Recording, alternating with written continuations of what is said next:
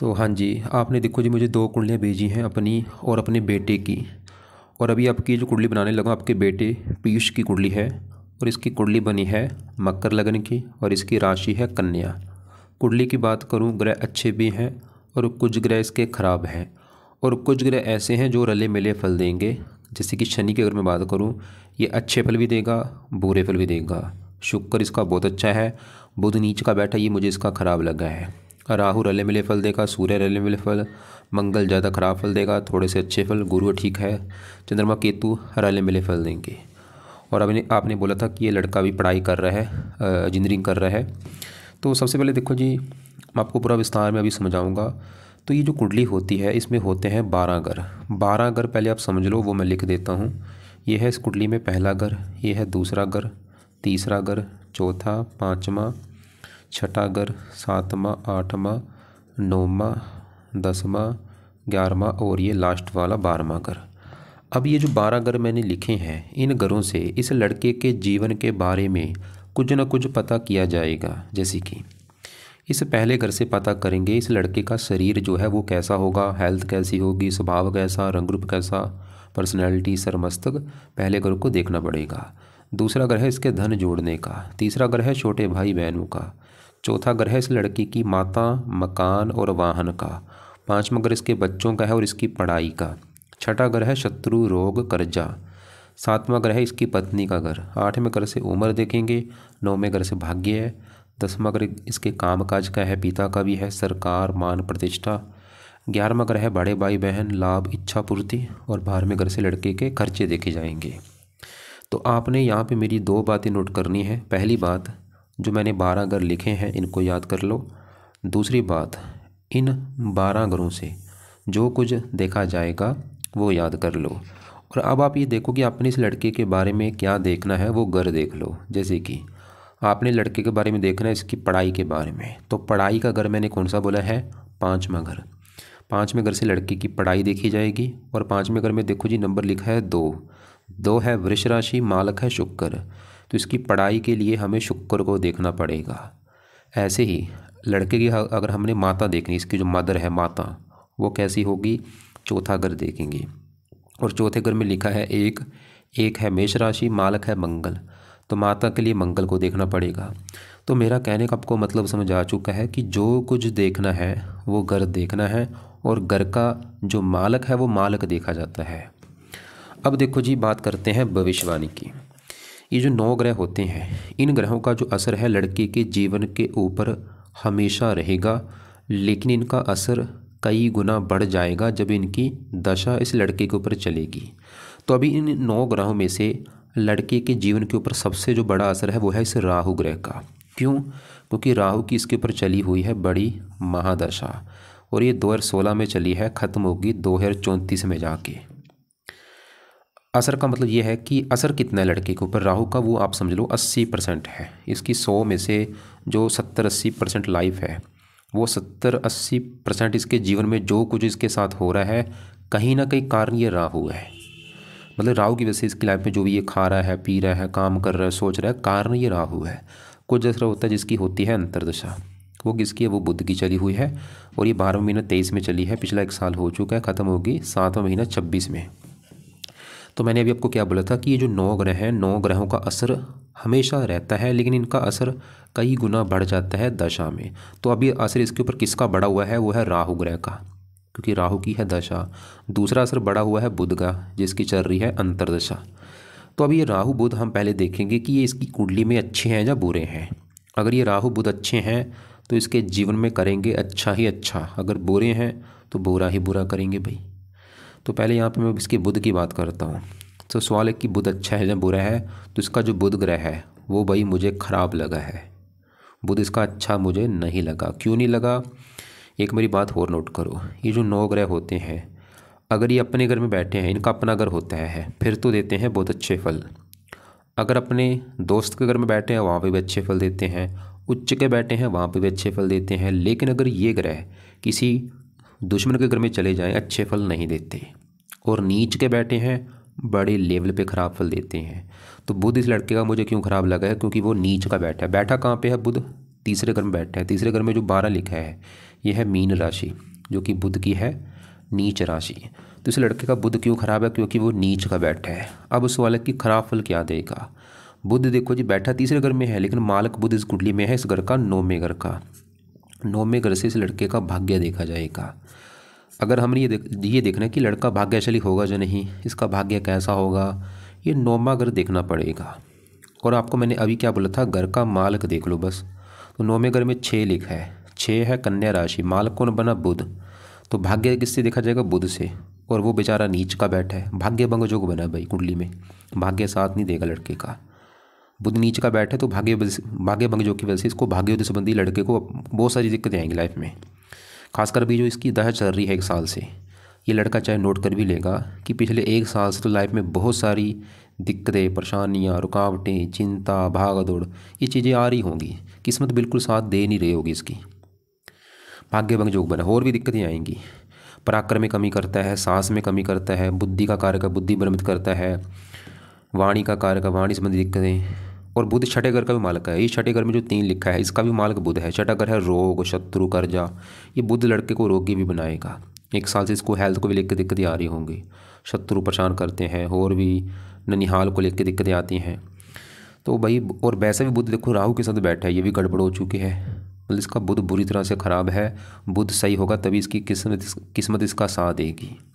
तो मतलब यहाँ पे सवाल कि बुध को सही कैसे किया जाए, तो इसको मैं बुध के उपाय बताने वाला हूँ। पहला उपाय है ये लड़का बुध कवच का पाठ पढ़ा करे। दूसरा है बुध स्रोत का पाठ पढ़ना है। यहाँ पे देखो जी मैंने 2 पाठ लिखे हैं, जहाँ तो इस लड़का जो पीयूष है ये दोनों पाठ पढ़ा करे। अगर पढ़ने आते हैं, संस्कृत में ये पाठ होते हैं, नहीं आते इनकी ऑडियो लगा के सुन लिया करे, यूट्यूब पे इसकी ऑडियो निकल आएगी। तीसरा उपाय है बुध का दान करे, और ये दान चाहे तो रोजाना कर दे या हफ्ते में इसको 3-4 दिन कर दिया करे, नहीं तो बुधवार को दान जरूर करना है। और क्या दान होता है? हरे रंग का दान होता है। हरे रंग का जो भी सामान है, जैसे हरा चावल, हरी दाल, हरे कपड़े, ये दान की वीडियो आपको मैं भेज दूंगा, वो आप एक बार देख लेना क्या दान है। वो दान इस लड़के से आपने करवाना है। और ये दान कब तक करना है? जब तक ये दशा है 7वां महीना 2026 तक, मतलब अभी पूरे 1.5 साल तक ये दान करवाया जाए। खासकर हर बुधवार को दान जरूर करना है। और ये जो दोनों पाठ है, ये दोनों पाठ भी 1.5 साल तक पढ़ा करे या इसको सुना करे। जब भी इसका टाइम लगे, चाहे सुबह शाम, जब भी टाइम को लगता है कर लिया करे। चौथा उपाय है बुध के जो देवता हैं वो हैं गणेश जी। तो ये लड़का गणेश जी की पूजा उपासना जरूर करे। मतलब अगर संभव है तो गणेश जी का मंदिर जा सकता है, नहीं है वहाँ पे मंदिर जहाँ ही रहता है तो गणेश जी का कोई पाठ रोजाना पढ़ा करे, या गणेश जी का मंत्र याद कर लिया करे। गणेश जी का एक मंत्र है जो कि है ओम गण गणपते नमः, ओम गण गणपते नमः। तो ये लड़का ये जो मंत्र मैंने बोला है, ये मंत्र को रोजाना पढ़ सकता है, चाहे माला से पढ़ ले या वैसे इसको 5-10 मिनट बैठ के पढ़ा करे या सुना करे। वैसे और भी देखो जो उपाय है, क्योंकि उपाय ज़्यादा हो जाएंगे। अभी मैंने इसको राहु के भी उपाय बताने, जिसकी है बड़ी दशा। और हरे कपड़े पहनने बंद कर दे या कम यूज़ करे। तो ये हो गए बुध के उपाय। दोनों पाठ पढ़ने हैं या सुनने हैं, जब भी इसका टाइम लगे दान करना है, गणेश जी का मंत्र या गणेश जी के पाठ पूजा, गणेश जी के मंदिर भी जा सकता है। अब बात करते हैं, क्योंकि बुध का इसके ऊपर असर है बिल्कुल कम, छोटा असर है, दशा भी छोटी है, लेकिन बड़ा असर तो देखो जी राहु का है 80%। दशा भी पिछले कई सालों से चली हुई है, 16 से चली है, ख़त्म होगी 34 में जाकर, अभी काफ़ी लंबी दशा है। तो सवाल कि राहु लड़के का कैसा है? तो लड़के को जो राहु है 100 में से 60% खराब फल देगा। ये अच्छे फल देगा थोड़े बहुत, लेकिन ज़्यादा खराब फल देगा। और ये भी लड़का चाहे नोट कर लेगा कि जब से दशा आई है भाई दिक्कतें परेशानियाँ आ रही होंगी। अब राहु को विस्तार में जानते हैं।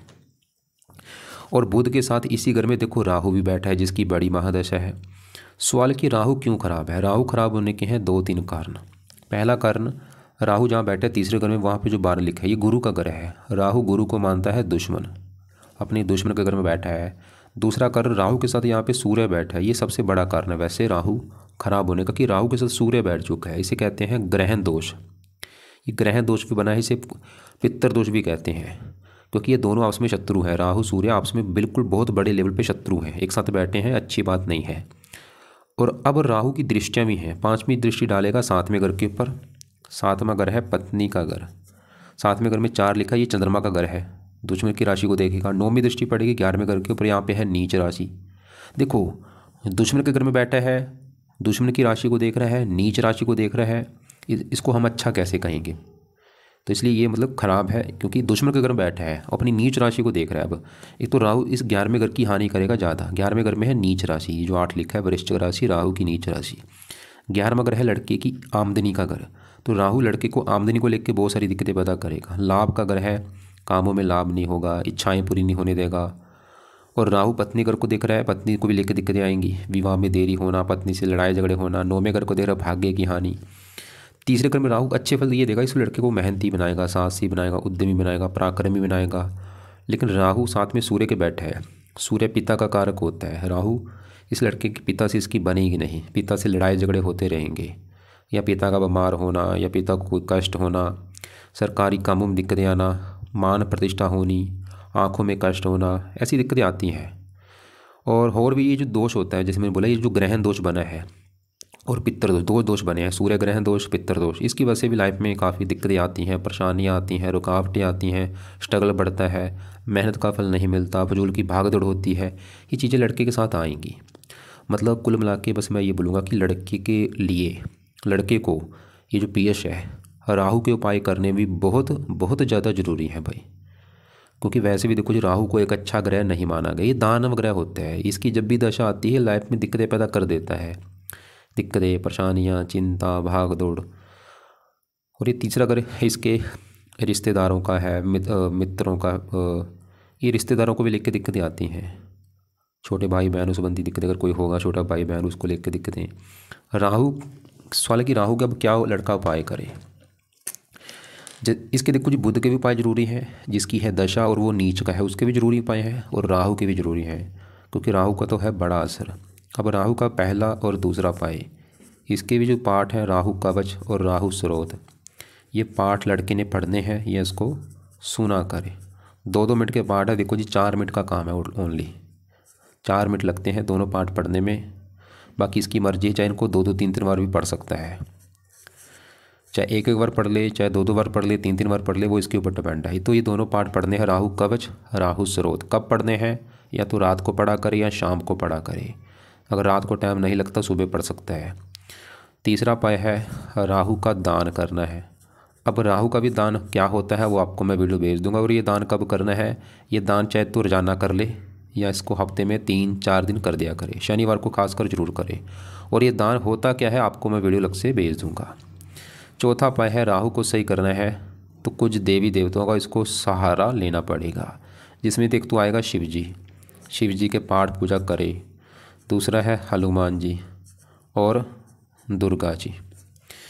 एक और माता सरस्वती भी होती है। मतलब ये जो 4 देवी देवता हैं, शिव जी, हनुमान जी, दुर्गा जी और माता सरस्वती जी, चारों की जो बंदा पूजा उपासना करता है, मतलब चारों की मैं नहीं बोलूँगा, मतलब चारों में से किसी, यहाँ पे देखो चारों में लड़का चाहे चारों की कर ले, चाहे चारों में कम से कम 1-2 की पूजा उपासना जरूर करे। इससे राहु इसको कष्ट नहीं देगा, क्योंकि राहु खुद जो है ये शिव जी का भक्त है। और हनुमान जी का जो बंदा पाठ पूजा करता है उसको राहु कष्ट नहीं देता। दुर्गा चालीसा पढ़ने से भी राहु अच्छा होता है। तो इनके पाठ पूजा में क्या करना है नोट कर लो कि दुर्गा चालीसा का ये लड़का पाठ रोजाना एक पाठ जरूर पढ़ा करे। मैं इसको बोलूँगा रोजाना टाइम निकाल के दुर्गा चालीसा पढ़ना है या सुना करो। और हनुमान जी का पाठ तो सुबह शाम पढ़ो, मतलब सुबह आप हनुमान चालीसा पढ़ लो और शाम को संकट मोचन पढ़ लिया करो। और शिव जी का भी कोई ना कोई पाठ पढ़ सकते हो, चाहे शिव चालीसा पढ़ लो, शिव तांडव स्रोत पढ़ लो या ओम नमः शिव का जाप कर लिया करो। और राहु का रंग है नीला, नीले कपड़े आपने कम यूज़ करने हैं। और बाकी राहु के दान में क्या दान होता है वो आप देखो जी, दान देख लेना। और ये लड़का जो दान कर सकता है वो दान ये लड़का राहु का किया करे। वैसे इसका सबसे बेस्ट दान है सतनाजा होता है, 7 प्रकार के अनाज पंछियों को डाले जाते हैं, ये सबसे बेस्ट दान है, ये दान ये जरूर करे। तो हमने क्या देखा कि इसके ऊपर चल रही है राहु की दशा और वो एक दानव ग्रह है, बुध की चल रही है। तो मतलब इसका मतलब समा अच्छा मैं नहीं बोलूँगा भाई, खासकर बुध ज़्यादा खराब है, नीच का बैठा भाग्य भंग जो बना हुआ है।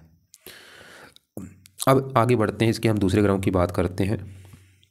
जैसे कि इसके देखो जी, यहाँ पे मैं पहले शनि की बात करता हूँ कि शनि इस लड़के का कैसा है।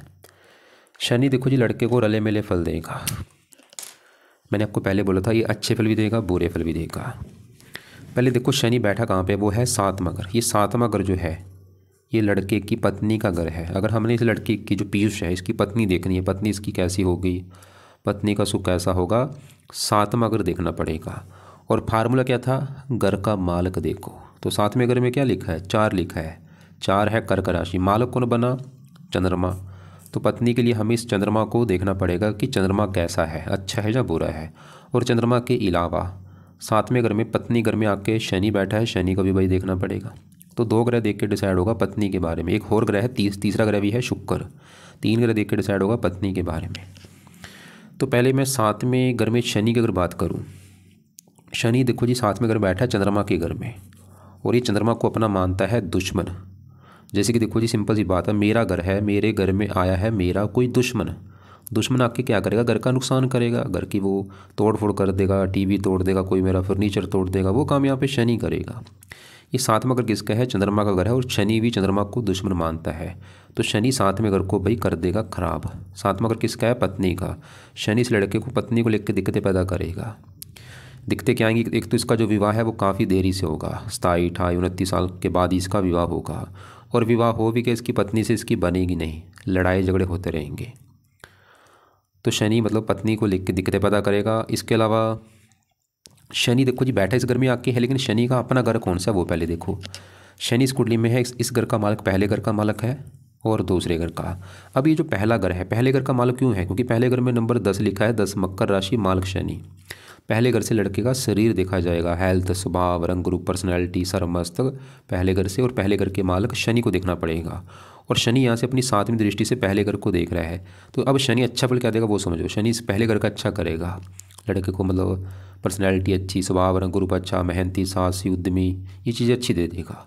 और शनि इस दूसरे घर का भी मालिक है।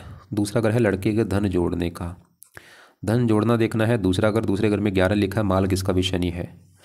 धन चला गया पत्नी घर में। वैसे पत्नी के आने के बाद धन आना शुरू होगा, या पत्नी इसकी धनी होगी, या पत्नी धन कमाने वाली होगी, कोई ना कोई योग तो बनेगा।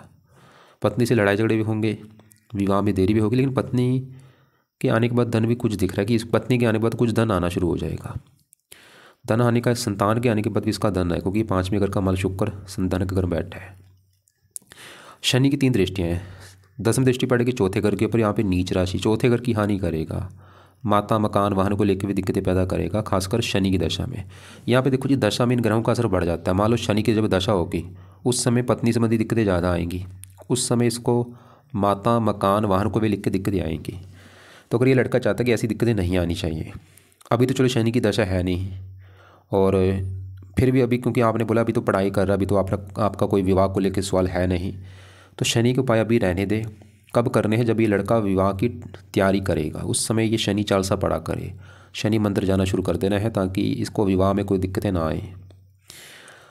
अब मैंने बोला था पत्नी के लिए हमें 3 ग्रह देखने पड़ेंगे। अभी शनि को देखा है, चूँकि हमें पत्नी के रिगार्डिंग अच्छा नहीं लगा, बाकी और अच्छे फल हैं, ठीक है, शरीर के लिए अच्छा है, लेकिन पत्नी संबंधी दिक्कतें कर रहा है।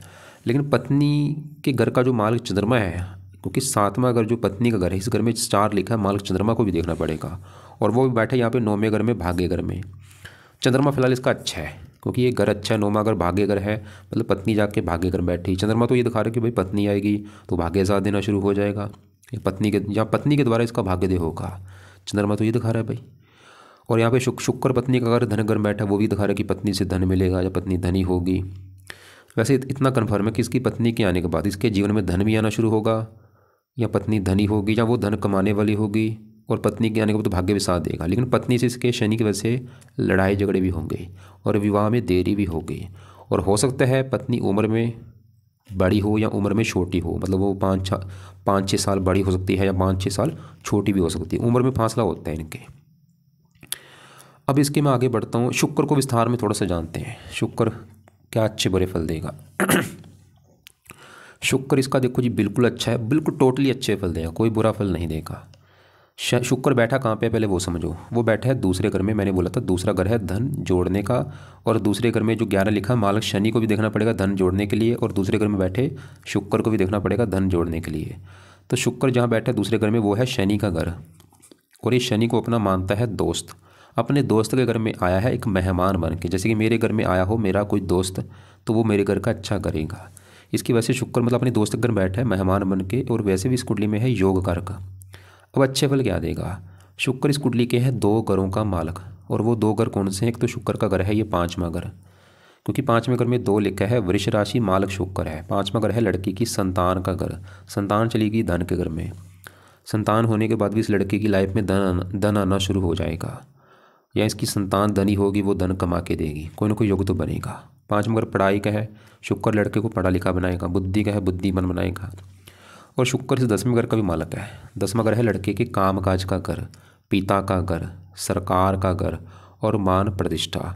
ये 4 चीज़ें 10वें घर से, और 10वें घर का देखना पड़ेगा मालक। 10वें घर में लिखा है 7 तुला राशि मालक शुक्र, और वो बहुत अच्छा है, मतलब धन घर बैठा, मतलब काम का धन। इसको काम का से भी धन मिलेगा, पिता से भी धन मिलेगा, सरकार से धन, मान प्रतिष्ठा। शुक्र दूसरे घर में बैठ के मतलब लड़के को धनी बनाएगा। धन जैसे संतान से भी धन आएगा, पिता से धन आएगा, पत्नी से धन आएगा, और शुक्र के जुड़े कामों से भी धन आएगा। जैसे ये लड़का जो है शुक्र के अगर काम करेगा उसमें इसको ज़्यादा फायदा होगा। जैसे कि कोई फिल्म इंडस्ट्री जुड़ा कोई काम हो गया, अभिनेता, संगीतकार, गीतकार, कवि, चित्रकार, ब्यूटी पार्लर, मैरिज ब्यूरो, विवाह से संबंधित काम हो गया, रेस्टोरेंट हो गया, या लेडीज़ के जुड़े के जो काम होते हैं, या कोई ज्वेलरी का काम हो गया, या कोई रेडीमेड सामान हो गए, फर्नीचर का काम होगा, ऐसे काफ़ी शुक्र के काम हैं, उनसे जुड़ा ये काम करेगा, इसको फ़ायदा होगा। और बाकी शुक्र की दशा बहुत अच्छी जाएगी, वो समय इसका बहुत अच्छा होगा धन के मामले में। शुक्र इसको लड़के को सुंदर भी बनाएगा, आंखें सुंदर होंगी इसकी, चेहरा सुंदर होगा। ये वाणी का घर है, वाणी अच्छी है। शुक्र भाई हज़ारों अच्छे फल देगा इसको। अब यहाँ पे बढ़ते हैं, 10वें घर में गुरु बैठा है, वो भी ठीक है, 10वें घर का अच्छा करेगा, काम काज, पिता, सरकार, मान प्रतिष्ठा के लिए अच्छा है। अब ये जो मंगल है, ये इसका थोड़ा सा मुझे ख़राब लगा है। ये मतलब 100 में से 60% तक खराब फल देगा, खासकर मंगल की दशा में।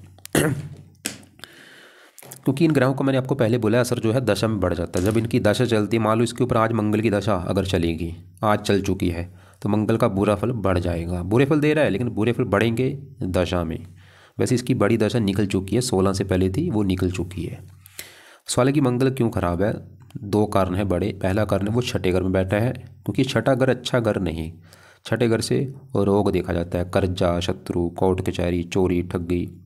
ऊपर से ये जो 3 लिखा है, ये बुध के घर में बैठा है, दुश्मन का घर है। एक तो छठा घर, ऊपर से दुश्मन का घर। क्या बुरे फल देगा? मंगल इस कुंडली में है 2 घरों का मालक, उन 2 घरों को लेकर दिक्कतें आएंगी। एक तो मंगल का घर है ये चौथा घर, क्योंकि चौथे घर में 1 लिखा है, 1 है मेष राशि, मालक है मंगल। चौथा घर है लड़के की माता, मकान, वाहन। तो माता जाके बैठी है छठे घर में, रोग। मंगल इसकी माता को रोगी बनाएगा, या माता से इसकी बनेगी नहीं लड़के की। माता को ब्लड प्रेशर का कोई रोग हो सकता है, मतलब माता के लिए अच्छा नहीं है मंगल। माता बीमार होगी और माता से मनमुटाव, लड़ाई झगड़े होना, ये दिक्कतें आ सकती हैं। चौथा अगर मकान का है, मकान संबंधी दिक्कतें आती हैं कोई ना कोई। वाहन का है, वाहन को लेकर दिक्कतें आती हैं। भूमि, ज़मीन, जायदाद का, इनको लेकर कोई दिक्कतें, परेशानियाँ, विवाद होता है कोई ना कोई। और मंगल इस कुंडली में 11वें घर का भी मालक है। 11वां घर मैंने बोला था आमदनी, लाभ, बड़े भाई बहन, इनको लेकर दिक्कतें आएंगी मंगल की दशा में। खास मार इनकम को लेकर बहुत सारी दिक्कतें आएंगी, कामों में लाभ नहीं होगा, प्रॉफिट नहीं होगा, इच्छाएँ पूरी नहीं होंगी। लेकिन मंगल एक योग लेकर बैठा है, वो है इसकी जन्मभूमि से दूर जाने का योग। चौथा घर है जन्मभूमि, जाके छठे घर से विदेश के घर को देख रहा है। मंगल ये दिखा रहा है कि अगर ये लड़का घर से दूर जाएगा, इसको फायदा ज़्यादा होगा, इसकी किस्मत इसका ज़्यादा साथ देगी जन्मभूमि से दूर जाने पर। लेकिन मंगल की दशा में इसका एक्सीडेंट होने का भी योग है, चोट वगैरह इसको लग सकती है, शत्रु द्वारा इसके ऊपर हमला हो सकता है मंगल की दशा में। कई बार ये ऑपरेशन का भी योग बनाता है मंगल की दशा में। मतलब मंगल का उपाय भी बहुत ज़रूरी है। तो क्या उपाय करें मंगल के लिए? पहला उपाय है मंगल कवच का पाठ ये लड़का पढ़ सकता है, या इसको सुन सकता है। क्योंकि देखो जी पाठ कुछ ज़्यादा हो जाए, मंगल का भी चाहे रुक जाए, बुध राहु के लिए तो है कंपलसरी, ये तो ज़रूरी है इसके लिए करने। मंगल का पाठ चाहे करे चाहे ना करे, लेकिन मैं आपको फिर भी बता रहा हूँ। दूसरा है मंगल के देवता हैं हनुमान जी। और यहाँ पे देखो जी हनुमान जी के पाठ पूजा करने से इसके 3 ग्रह अच्छे हो रहे हैं, राहु भी अच्छा हो रहा है, मंगल भी अच्छा हो रहा है, शनि के लिए भी अच्छा होता है। इसलिए हनुमान जी का पाठ पूजा जरूर करें। उसके पाठ पूजा में क्या करें? सुबह हनुमान चालीसा या संकट मोचन पढ़ ले, शाम को बजरंग बन पढ़ ले, या और हनुमान जी के अंगारक स्रोत का होता है वो पढ़ ले, कोई ना कोई पाठ पढ़ा करें। तीसरा है मंगल का दान किया करें मंगलवार को खासकर। ये 3 उपाय कर ले। मंगल का दान, लाल रंग का दान होता है, हर मंगलवार को कर दिया करें। और हनुमान जी का पाठ पूजा कर ले। मंगल कवच का चाहे पाठ रहने दे, छोड़ दे, कोई बात नहीं, लेकिन हनुमान जी का पाठ सुबह शाम जरूर पढ़े। बाकी इसके देखो जी हमने राहु देखा जो कि अच्छा नहीं लगा, बुध देखा वो अच्छा नहीं लगा, शुक्र अच्छा है, गुरु ठीक है, शनि कई प्रकार के अच्छे वाले, लेकिन पत्नी के लिए अच्छा नहीं लगा। मंगल भी इसका खराब है, चंद्रमा ठीक है। केतु भी रले मिले फल देगा। बाकी देखो जी, अगर ये काम काज करना चाहता है, शुक्र के काम करेगा, उसमें इसको फ़ायदा ज़्यादा है, गुरु के भी काम कर सकता है। और बाकी अभी इसका समय अच्छा नहीं चल रहा, ये सबसे बड़ी दिक्कत है, क्योंकि राहु की दशा जो चल रही है वो इसको काफ़ी स्ट्रगल कराएगा, दिक्कतें परेशानियाँ आगे बढ़ने में दिक्कतें आती हैं, किस्मत साथ नहीं देती। और बुध की दशा चल रही वो भी नीच का बैठ है। तो कुंडली के हिसाब से देखो जी, इसके जो जरूरी उपाय हैं वो है एक तो राहु ग्रह के और है बुध ग्रह के।